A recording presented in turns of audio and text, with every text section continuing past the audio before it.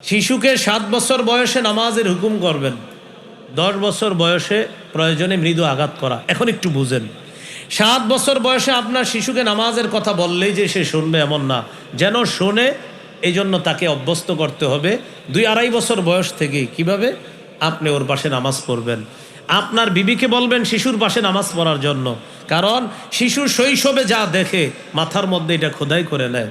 আত-তালিমু ফিস সিগর কান-নাকশি feel হাজার, আরবি একটা প্রবাদ আছে, পাথরে খোদাই করা যেমন শৈশবের শিক্ষা তেমন। পাথরে খোদাই করা যেমন শৈশবের শিক্ষা তেমন। এই জন্য শিশু যখন দেখবে মা নামাজ পড়ে, ওর ভিতরে মানসিক অবস্থা তৈরি হবে। আপনি দেখবেন মাঝে মাঝে সুন্নত নামাজগুলা আপনি ঘরে পড়তেছেন, শিশু আপনার পাশে এসে দাঁড়াবে, ওর পরনে কাপড় নাই কিন্তু মাথায় টুপি একটা নিয়ে আপনার পাশে দাঁড়ায় যাবে। ছোট মানুষ, 2-2.5 বছর বয়স, আবার দেখে আপনি কি করেন, এমনি দেখে তো দেখে আপনি মুখ নাড়াইতেছেন, ও মুখ নাড়ায়। আপনি রুকুতে গেছেন, ও রুকুতে যায়, যাওয়ার পরে আবার দেখে আপনার দিকে, আপনি কি করেন তো দেখে আপনি মুখ নাড়াইতেছেন। সুবহান রাব্বিয়াল আযীম। ও তো আর এটা বুঝে না, ও খালি সু সু এরকম কিছু শুনে ওইরকম করে ব্যাস। এরপরে সালাম ফিরাবেন, সালাম ফিরানোর পর বৈশা বৈশা তাসবিহ পড়তেছেন, আস্তাগফিরুল্লাহ আস্তাগফিরুল্লাহ। এখন সে আপনার দিকে তাকায়, ঘটনা কি করে দেখে মুখ নড়ে আর আঙ্গুল নড়তেছে, ও এমন করে। সুবহানাল্লাহ। এটাই তো একজন মুসলিম শিশু। একটা মুসলিম শিশু তো এমনই হবে, কিন্তু এখনকার মুসলিম শিশুরা হয় কার্টুন। কার্টুন কি বলেন তো, কার্টুন। এখন তো আপনার ওয়াজ মাহফিলেও আপনার এত পরিমাণ ক্যামেরা আসে, আপনি কানতে চাইলেও কানতে পারবেন না ক্যামেরার ঠেলায়। মানে আপনি একটু কানতে চাইবেন যে আল্লাহর কাছে একটু কান্না করি, ওই মুহূর্তে মনে আসবে চারিদিকে তো রিমান্ড তাকায় রইস, কান্না আর আসবে না, ওইটা এখানে এসে আবার চলে যায়। আজীব এক পেরেশানির মধ্যে আছেন আপনি।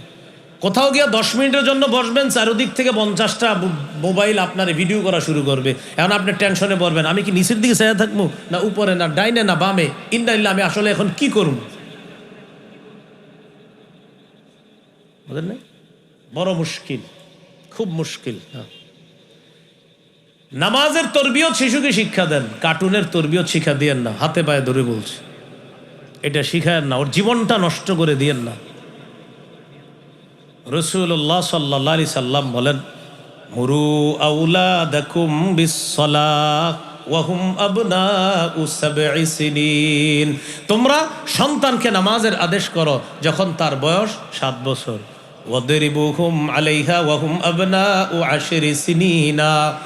10 বছর বয়সে প্রয়োজনে মৃদু আঘাত করো। এই হলো 17। 18 নাম্বার, মসজিদে শিশুর উপস্থিতিকে গুরুত্ব দেওয়া।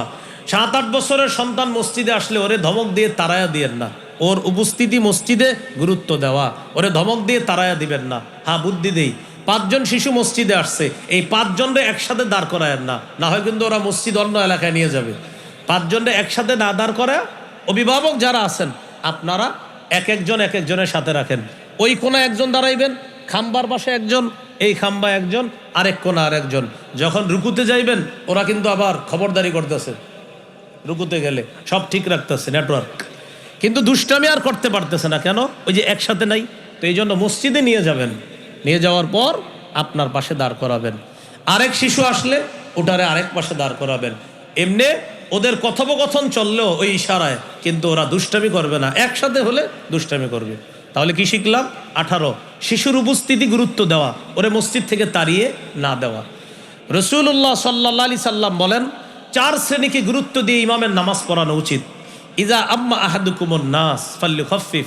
তোমাদের কেউ যখন মানুষের ইমামতি করবে সে যেন নামাজ ফাল্যুখাফফিফ এমনভাবে পড়ায়, সহজ করে পড়ায়। কয় সহজ বলতে কি? কয় 4 শ্রেণীর প্রতি লক্ষ্য রেখে তুমি নামাজটা পড়াবা। 1, ফাইন্না ফীহি মুদ্দাঈফ। ইমামের পিছে যে মুসল্লি তাদের মাঝে দুর্বল আছে, ওয়াল মারিদা অসুস্থ আছে, ওয়াসসাগীরা শিশু আছে, ওয়াল কাবীরা বড় আছে, বৃদ্ধ আছে। অসুস্থ, দুর্বল, শিশু, বৃদ্ধ, তাদের প্রতি খেয়াল রেখে নামাজ পড়ানো। তাহলে দেখেন তো 4 শ্রেণীর কথা নবী বলছে, শিশুর কথা আসেনি। তাহলে শিশুর উপস্থিতি গুরুত্ব দেওয়া। 19 নম্বর, কোরআনের শিক্ষা দেওয়া। এখানে অনেক ইমাম সাহেবরা আছেন, আপনাদেরকে আমি করজোর করে আবদার জানাই, মসজিদ ভিত্তিক মক্তবের শিক্ষার গুরুত্বটা আরও বাড়ান। মসজিদ ভিত্তিক মক্তবের শিক্ষার গুরুত্ব, এখানে মসজিদের কমিটি সেক্রেটারিরা থাকতে পারেন, মসজিদ ভিত্তিক মক্তবের শিক্ষার গুরুত্ব এত বেশি বাড়ান, 100টা মাহফিল যতটা গুরুত্ব দিবেন, একটা মক্তবের এর চেয়ে বেশি গুরুত্ব দিবেন। মাহফিল দরকার নেই, মক্তব এটা তাড়াতাড়ি জিন্দা করেন, মক্তবগুলা জিন্দা করেন, না আমাদের সন্তানগুলা নষ্ট হয়ে যাবে। মক্তবগুলা জিন্দা করেন। আগে 150-200 ছাত্র হইতো সকালের মক্তবে, মসজিদের মক্তবে, কিন্তু এখন হুজুরে মাইক দিয়ে বলে, মক্তবের ছাত্রছাত্রীরা তোমরা সবাই মক্তবে চলে আসো, এইভাবে বলে হুজুরে। হ্যাঁ, এই জন্য এই এলাকায় যারা আমার আলোচনাটা শুনছেন, সকালের মক্তবটা মসজিদ ভিত্তিক মক্তব, ফজরের পরে হতে পারে অথবা আসরের পরে হয় অনেক জায়গায়, এটার গুরুত্ব বাড়ানো। একটা মেয়ে, একটা ছেলে কোরআনের শিক্ষাটা তার মধ্যে যখন থাকবে, তার সিনায় যখন থাকবে, ইনশাল্লাহ এই ছেলে এই মেয়েটা ভবিষ্যতে ইনশাল্লাহ আদর্শচ্যুত সন্তান হবে না বলে আমরা আশা রাখছি ইনশাল্লাহ। তাহলে 19 নম্বর কোরআনের শিক্ষা দেওয়া।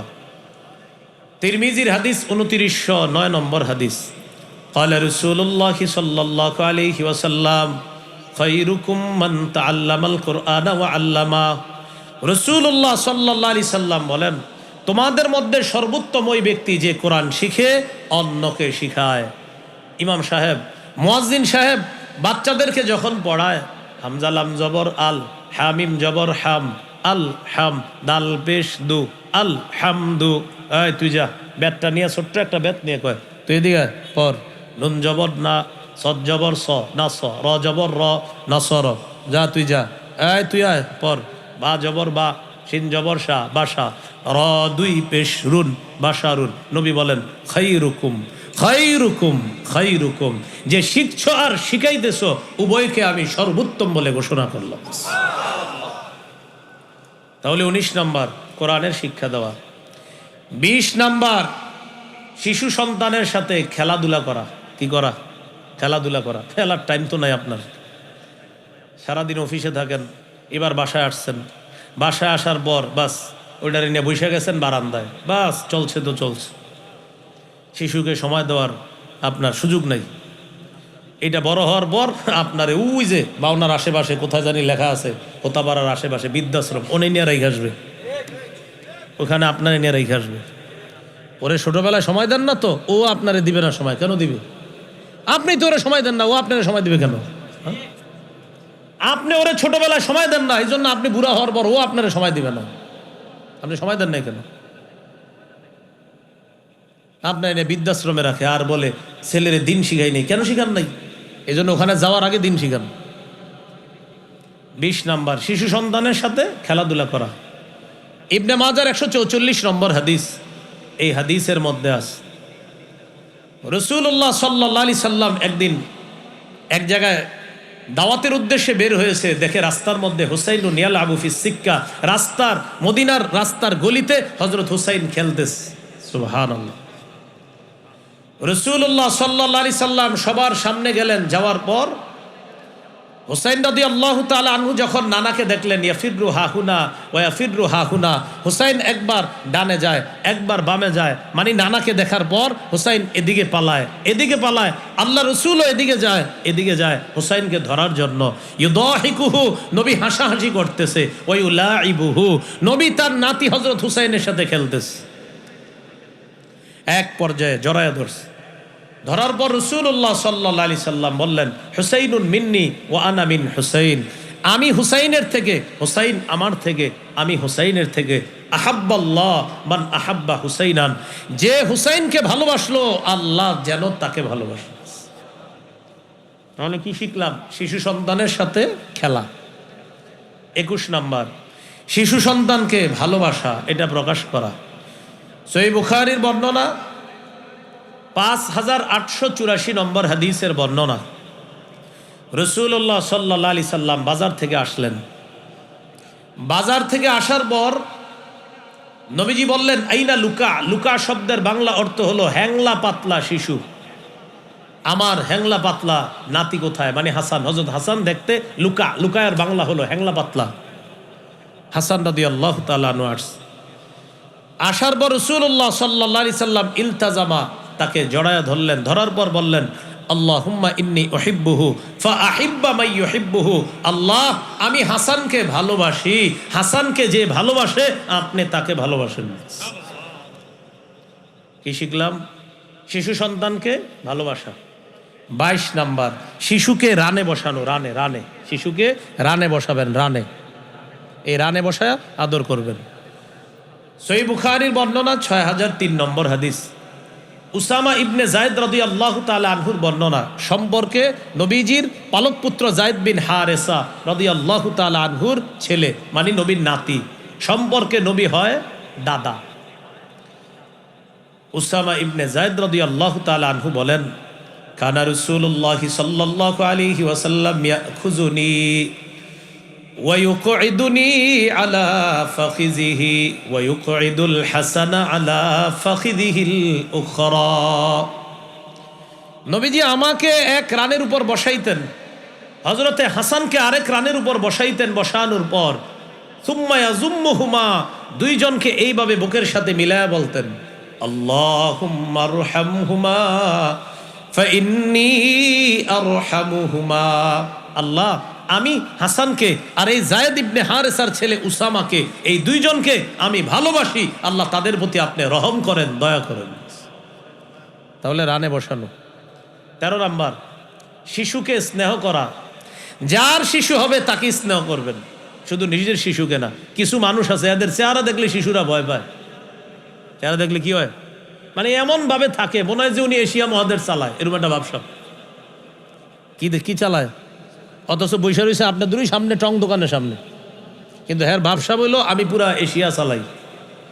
কোনো শিশু সন্তান তার সামনে দুষ্টামি করলে এমন ভাবে তারে গালি দেয়, তার বাপেরে মায়েরে তুইলা বলে কার ছেলে, এরকম বলে, এমন একটা ভাব তোরে। শিশুদেরকে স্নেহ করা, অন্যের শিশুর সাথে আপনি আচরণ করবেন না। তিরমিজির হাদিস 1920 নম্বর হাদিস। রাসূলুল্লাহ সাল্লাল্লাহু আলাইহি সাল্লাম বলেন, লাইসা মিন্না মান লাম ইয়ারহাম সগীরানা ওয়া লাম ইয়ারিফ শারাফা কাবীরিনা।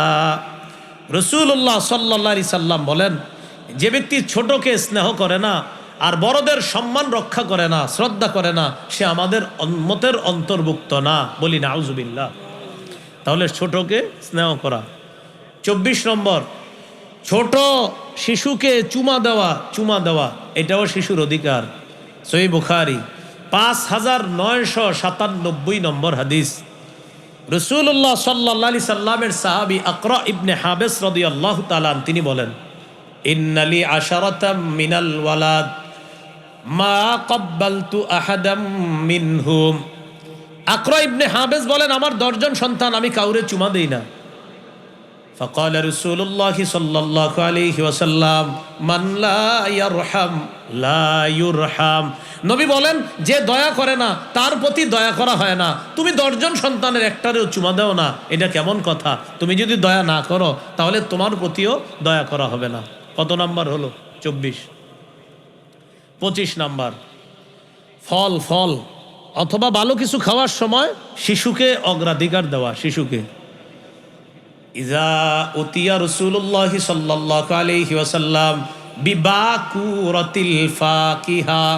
নবীর কাছে যখন গাছের প্রথম ফল আনা হতো, গাছের প্রথম ফল আনার পর নবীজি দোয়া করতেন।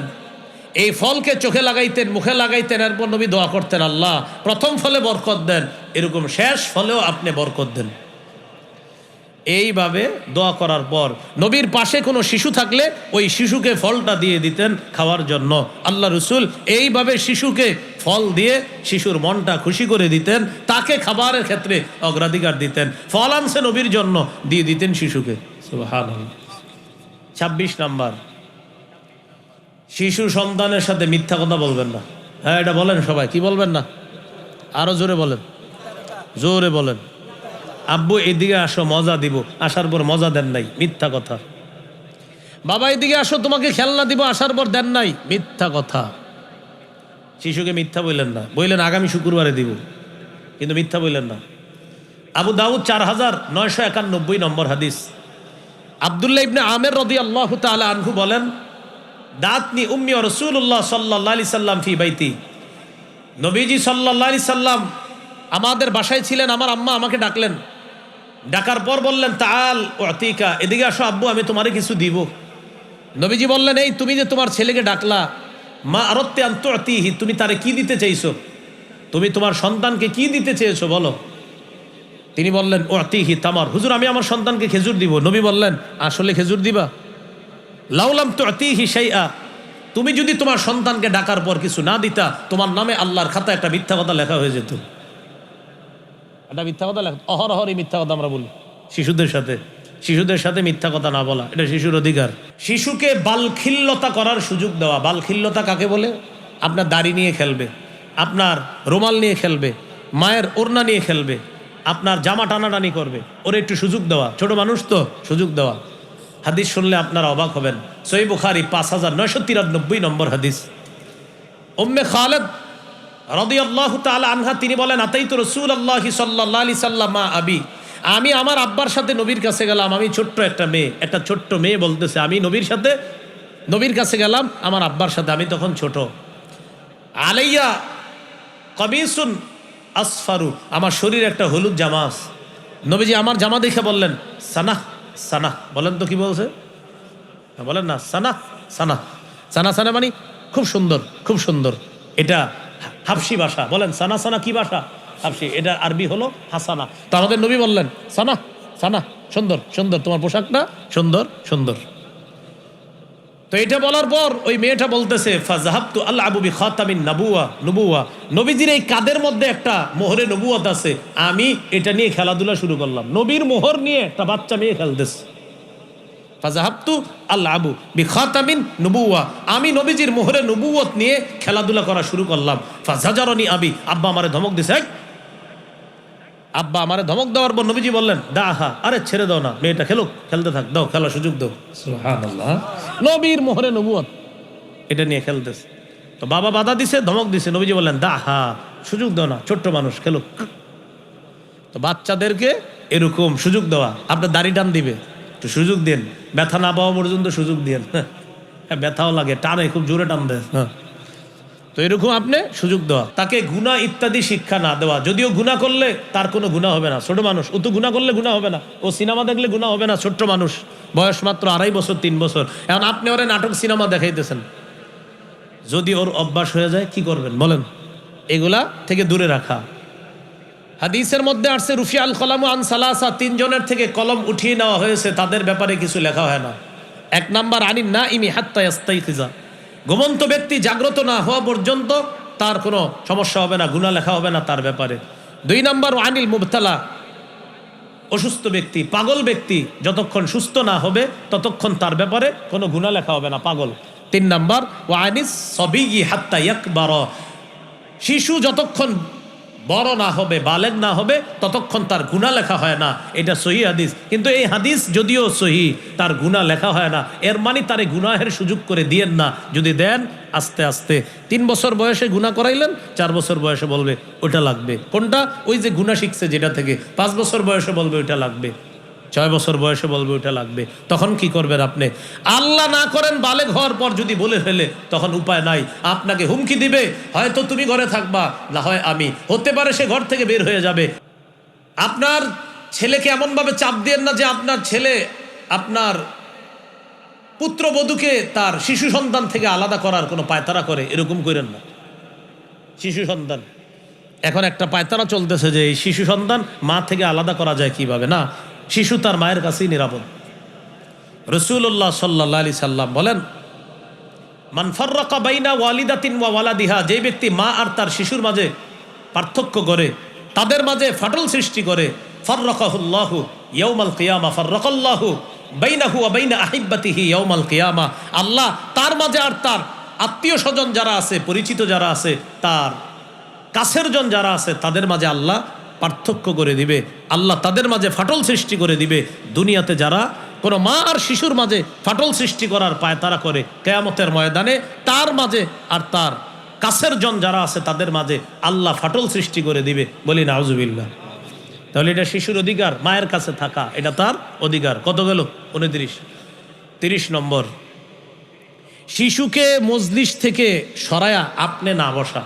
শিশু ওর বাবার সাথে বসে রয়েছে, অভিভাবকের সাথে, আপনি গিয়ে ওরে সরায় ওখানে না বসা, এটা ওর অধিকার। রাসূলুল্লাহ সাল্লাল্লাহু আলাইহি সাল্লাম বলেন, লা ইয়াজলিসুর রাজুলু বাইনার রাজুলি ওয়া বাইনা ইবনিহি, তোমাদের কোনো ব্যক্তি যেন তার মাঝে আর তার ছেলের মাঝে গিয়ে না বসে, তার সন্তানের মাঝে। তোমাদের কেউ অন্য কারো এবং তার শিশু সন্তানের মাঝে যেন না বসে। কি বলছে দেখেন, তোমাদের কেউ এমন জায়গায় বসবা না যে এই পাশে তার বাবা আর এই পাশে শিশুটা, মাঝখানে তুমি বসছো, এটা করবা না। এটা শিশুর অধিকার ক্ষুণ্ণ করা। কত গেল? 30। 31 নম্বর, শিশু খেলাধুলা করলে খেলার সময় তারে বাধা না দেওয়া। খেলাধুলা করলে তাকে কি না দেওয়া, মানে ডাইরেক্ট প্রথমে বাধা দিবেন না, আস্তে দিয়েন।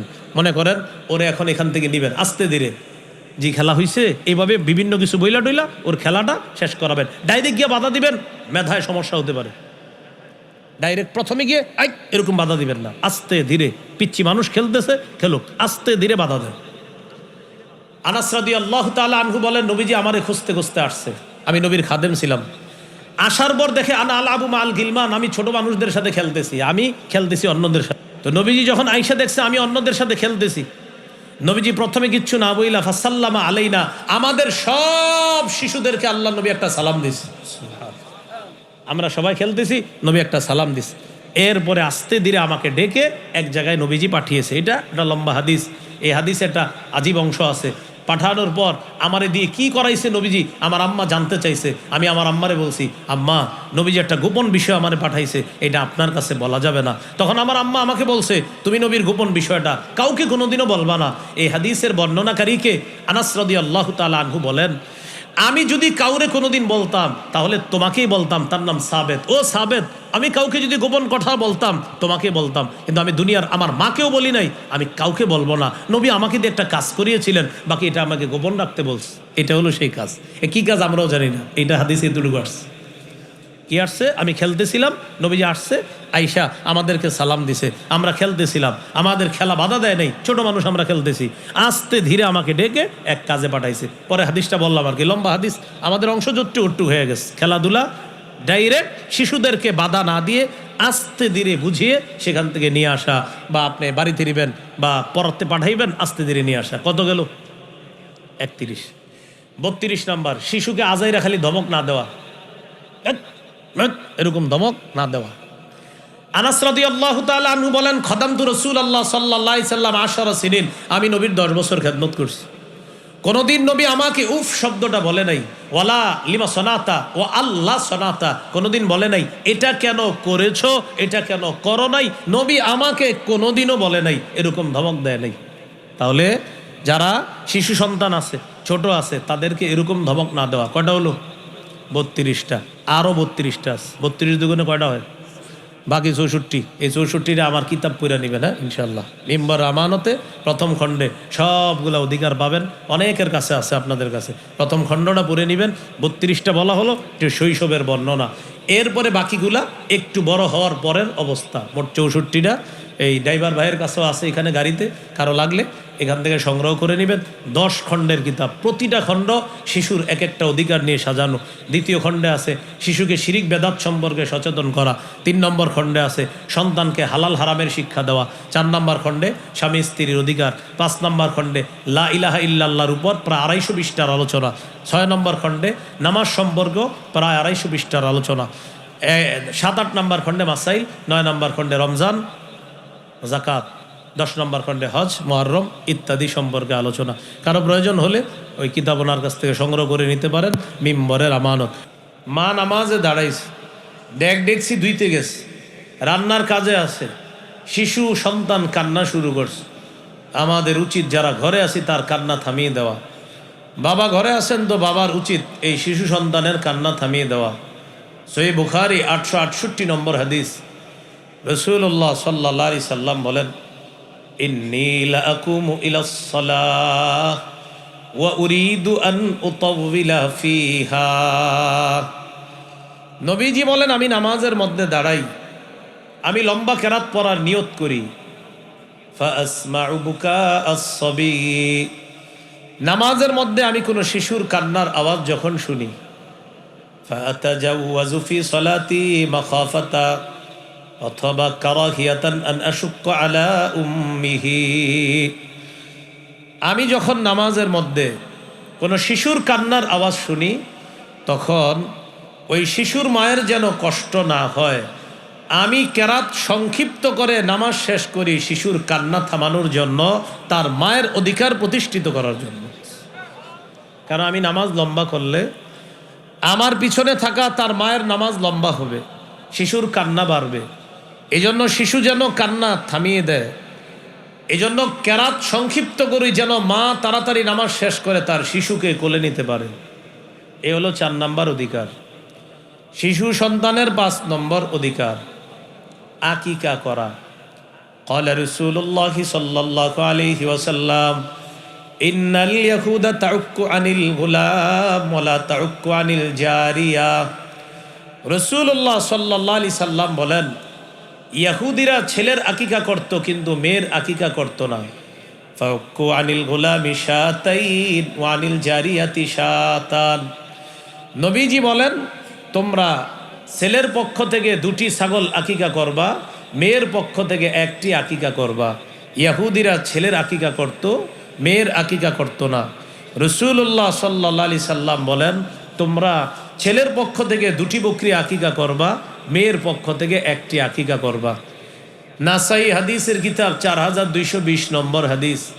এই হাদিসের মধ্যে আছে, ক্বালা রাসূলুল্লাহ সাল্লাল্লাহু আলাইহি ওয়াসাল্লাম কুল্লু গুলামিন রাহিনুন বিআকিকাতিহি তুযবাহু আনহু ইয়াওমা সাবিহি।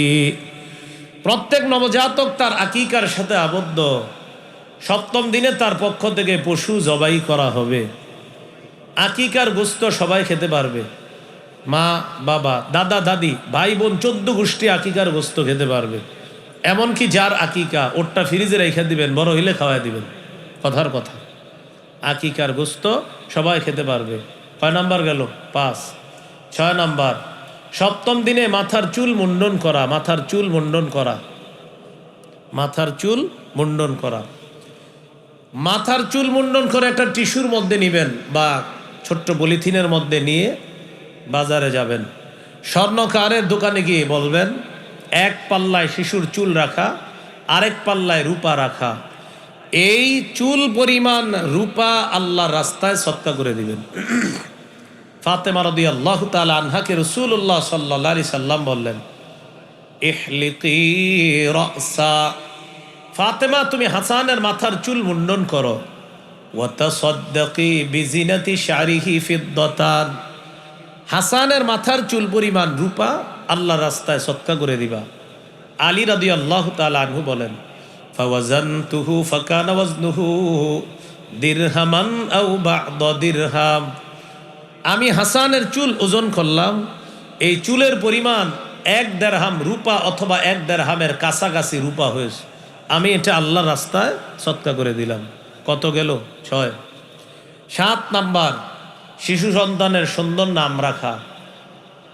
নাম যেন উল্টা পাল্টা না হয়।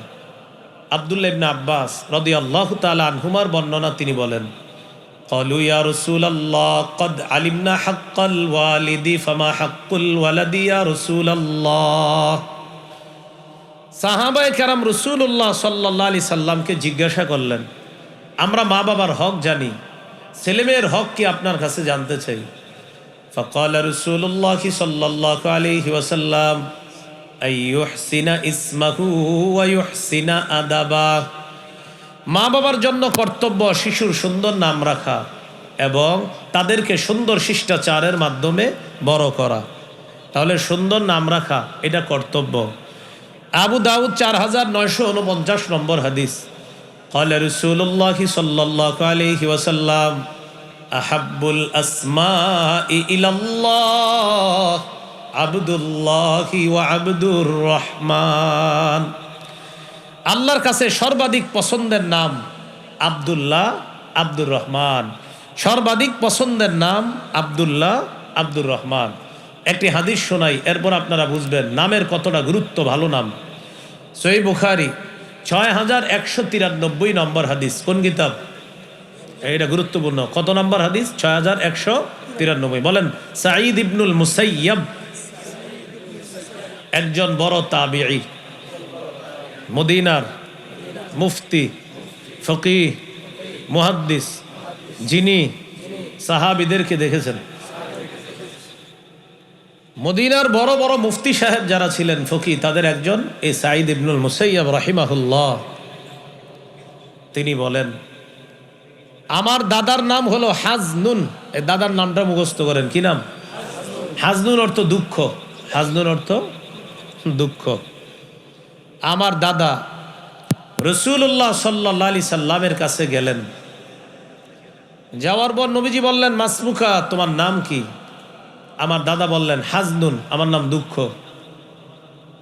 ফাকালা রাসূলুল্লাহ সাল্লাল্লাহু আলাইহি ওয়াসাল্লাম, বাল আনতা সাহলুন। তোমার নাম হাজনুন না, তোমার নাম সাহলুন। হাজনুন মানে দুঃখ, সাহলুন মানে সহজ, নিরাপদ, সব ওকে, এই হলো সাহলুন। এখন থেকে তোমার নাম সাহলুন, হাজনুন না, এটা পাল্টাও।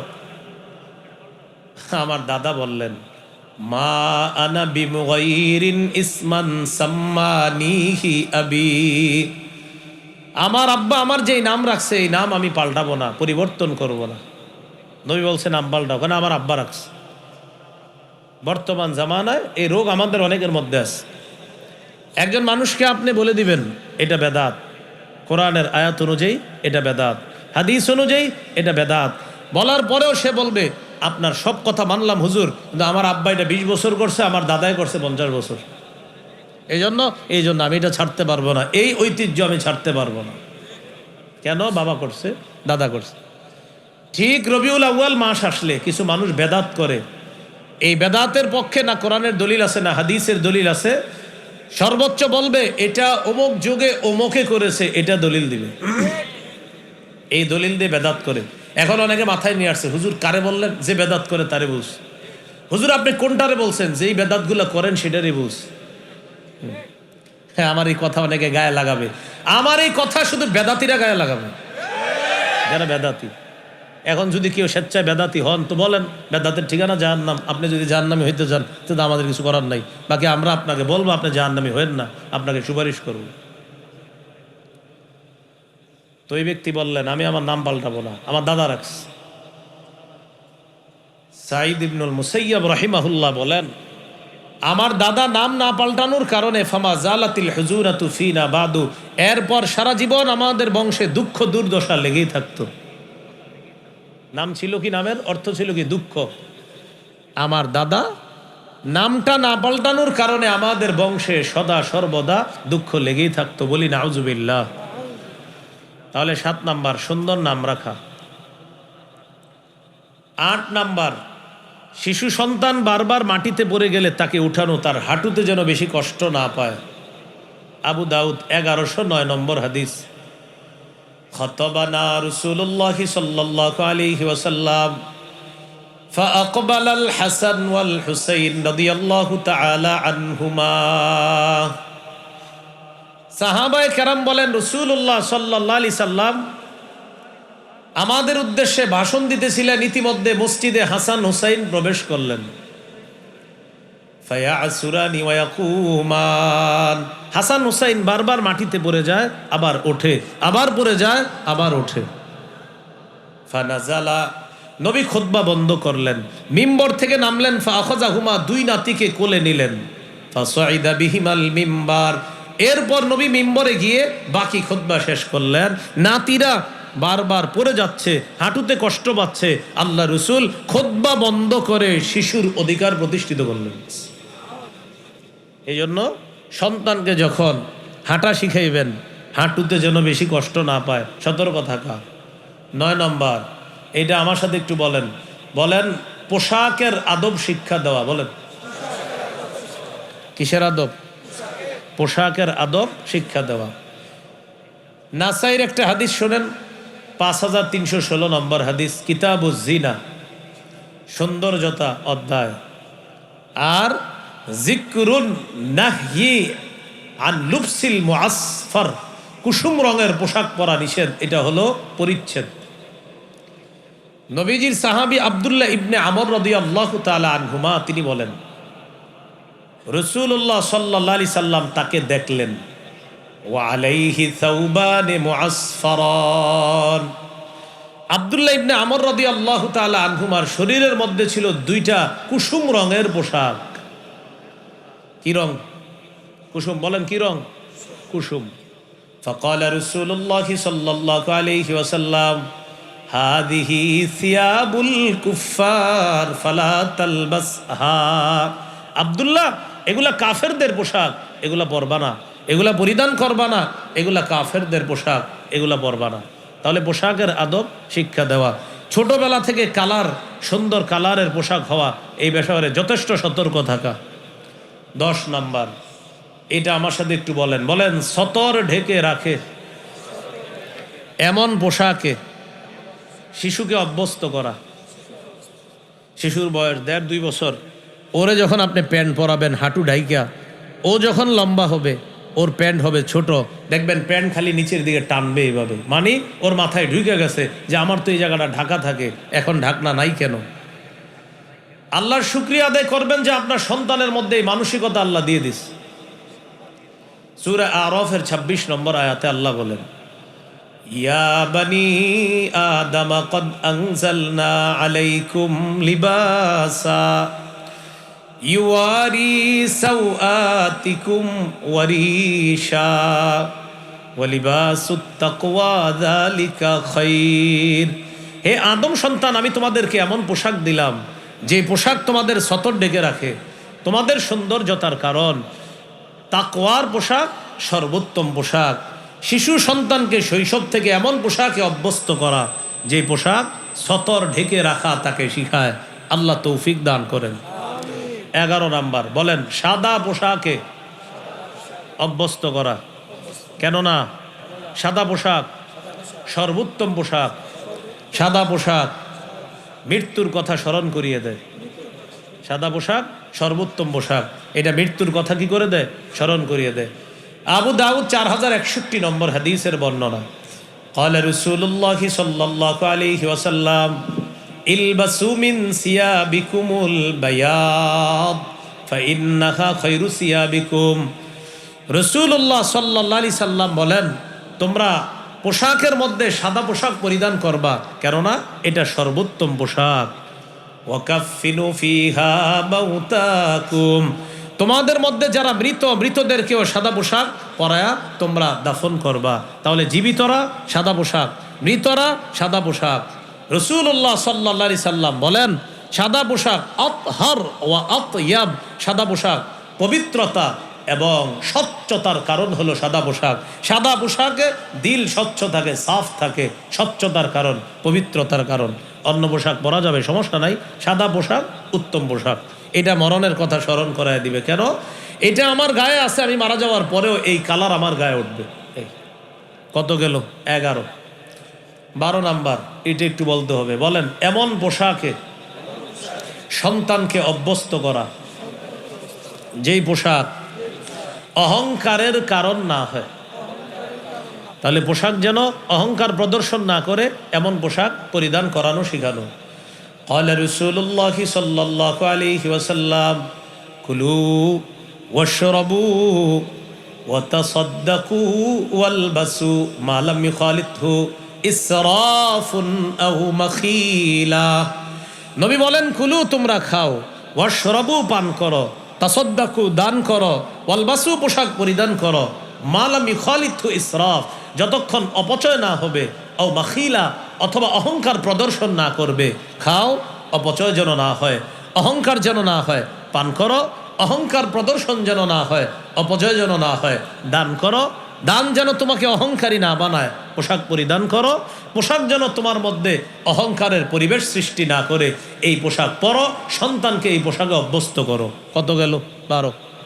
13 নাম্বার, এটাও বলেন। বলেন, শিশু ছেলেকে, মেয়ে না, কাকে? শিশু ছেলেকে রেশম থেকে দূরে রাখা। কোন ছেলেকে? শিশু ছেলেকে রেশম থেকে দূরে রাখা। তো কথা, হুজুর, অত ওর গায়ে রেশম বললে কি গুনাহ হবে না? গুনাহ হবে না, কিন্তু অভ্যস্ত করেন না। যদি ওর মধ্যে মানসিকতা চলে আসে, ও যদি এটা পছন্দ করে ফেলে, বড় হইতে হইতে যদি রেশম ওর ভালো লাগে। قال رسول الله صلى الله عليه وسلم উহিল্লায যাহাবু ওয়াল হারীরু লিউনাসি উম্মতি ওয়া হুররিমা আলা যুকুরিহা। নবী বলেন আমার উম্মতের মেয়েদের জন্য রেশম বৈধ, স্বর্ণ বৈধ, ছেলেদের জন্য রেশম অবৈধ, স্বর্ণ অবৈধ।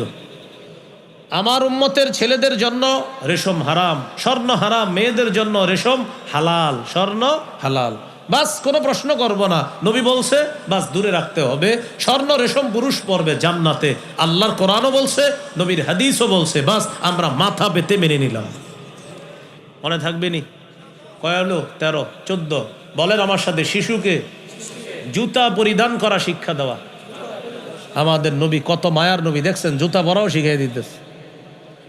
قال رسول الله صلى الله عليه وسلم لا تمشي في نعل واحد। নবী বলেন এক জুতায় হাঁটবা না, এক পায়ে জুতা রাইখা হাঁটবা না, এক পায়ে জুতা রাইখা হাঁটবা না। ওয়ালা তাশতানা, এক কাপড় পুরো শরীরে পরবা না। মানে আপনি এক কাপড় পুরো শরীরে পরছেন আর কিচ্ছু বললেন না, এটা নিষেধ। পুরা একটা লুঙ্গি দিয়ে পুরো শরীর ঢেকে রাখছেন, নিষেধ, এটা নিষেধ। ওয়ালা তাদা ইহদা রিজলাইকা আলাল উখরা ইযা ইসতালকাইতা। তুমি যখন চিত হয়ে শুইবা এক পায়ের উপর আরেক পা রাইখা শুইবা না। চিত হয়ে শুইলে এক পায়ের উপর আরেক পা রাইখা এইভাবে পা নাড়াইতে দাঁড়াইতে থাকে, নবী বলেন এটা নিষেধ। তাহলে এক পায়ে জুতা রাইখা চলা, এটা শিশুকে আমরা শিক্ষা দিব, ও যেন দুই পায়ে জুতা রাখে। এক কাপড়ে পুরা শরীর ঢাইকা রাখা, এটা যেন শিশুর মধ্যে না আসে। শিশু শোয়ার পর ও এইভাবে চিত হয়ে শোয়ার পর এক পায়ের উপর আরেক পা রাখা, এই অভ্যাস যেন শিশুর তৈরি না হয়, সতর্ক থাকা। আল্লাহ আমাদেরকে কথাগুলো মনে রাখার তৌফিক দান করেন।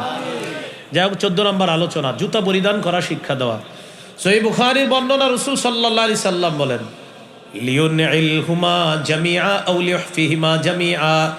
হয়তো দুই পায়ে জুতা রাখবে, না হয় দুই পা খোলা রেখে চলবে। হয়তো দুই পায়ে জুতা রাখবা, না হয় দুই পা খোলা রেখে চলবা। এক পায়ে জুতা রেখে চলবা না, এতে তুমি পড়ে যাওয়ার আশঙ্কা আছে। এক পায়ে জুতা রাখলে, অন্য পা খালি থাকলে, বিশেষ করে শিশু যদি এক পায়ে জুতা রাখে আর এক পা খোলা থাকে, যে কোনো সময় ওর পড়ে যাওয়ার আশঙ্কা আছে। তাই দুই পা খালি রাখা অথবা দুই পায়ে জুতা রাখা। কত হলো? 14। 15 নাম্বার, সব কিছু ডান দিক থেকে করার মানসিকতা ছোটবেলা থেকে শিক্ষা দেওয়া। খাইতে চাবে বাম হাতে, ডান হাতটা এগিয়ে দিবেন। আপনার হাতে খাবার রাখবেন, ওরে দিতে চাইবেন, বারবার বাম হাত দিবে, আপনি দিবেন না। ডান হাত দিলে দিবেন। আবার এরকম যখন চাইবে, ও বাম হাত দিলে দিবেন না। ও বুঝতে পারবে, এমন করবে, ও এরকম করবে, দেখবেন পরে ডান দিবে। এইভাবে দিতে থাকবে, আপনি শিখাইতে থাকবেন। কানা রাসূলুল্লাহি সাল্লাল্লাহু আলাইহি ওয়াসাল্লাম ইউজিবুহু তায়াম্মুনু ফিত তানাউলি ওয়াত তারাজ্জুলি ওয়াত তুহুরিহি ওয়া ফি শানিহি কুল্লি। রাসূলুল্লাহ সাল্লাল্লাহু আলাইহি সাল্লাম সব কিছু ডান দিক থেকে করতে পছন্দ করতেন। জুতা পরা, মাথা আছড়ানো, পবিত্রতা অর্জন করা, এমনকি সব কিছু তিনি ডান দিক থেকে পছন্দ করতেন। শিশুকে সব কিছু ডান দিক থেকে করা শিক্ষা দিব ইনশাআল্লাহ।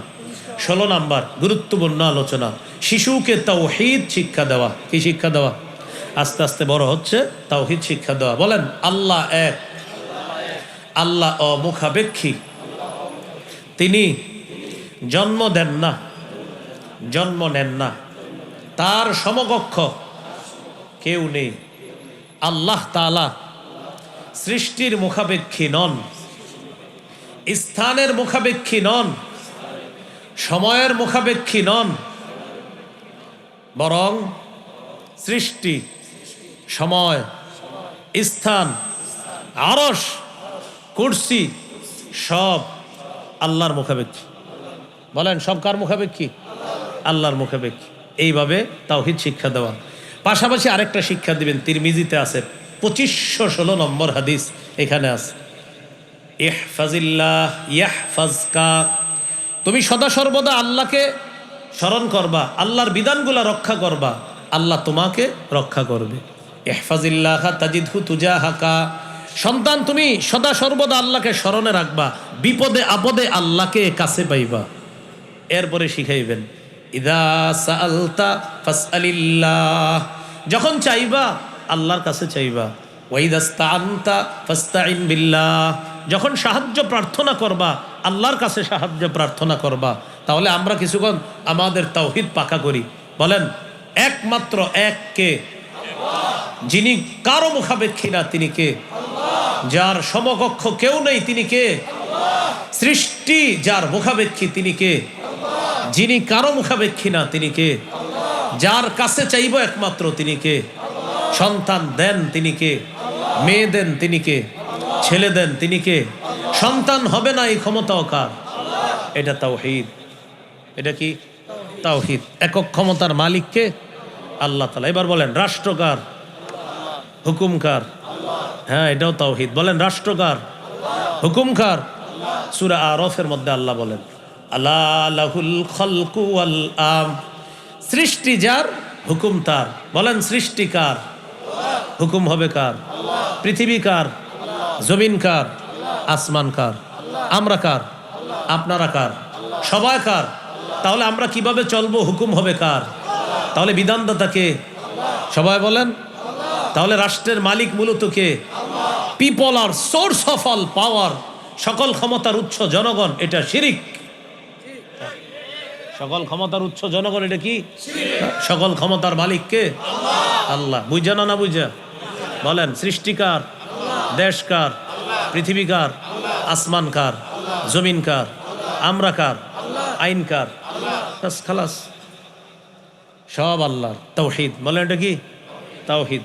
এই জন্য গেঞ্জির পিছে লেখা দেখলে কাইটা দিবেন people are source of all power, মানুষ জনগণ সকল ক্ষমতার উৎস। কাইটা দিয়ে বলবেন এই গেঞ্জি আর পরবা না। গেঞ্জির পিছনে লেখা, ও বুঝেও না কি লেখা, কিনে ফেলছে। আল্লাহ আমাদেরকে হেফাজত করেন। মনে থাকবে নি? 16 নাম্বার। 17 নাম্বার ইমানি তরবিয়ত শিক্ষা দেওয়া। ইমানি তরবিয়তের মধ্যে শ্রেষ্ঠ তরবিয়ত নামাজ। শিশুকে, সন্তানকে নামাজ শিক্ষা দেওয়া।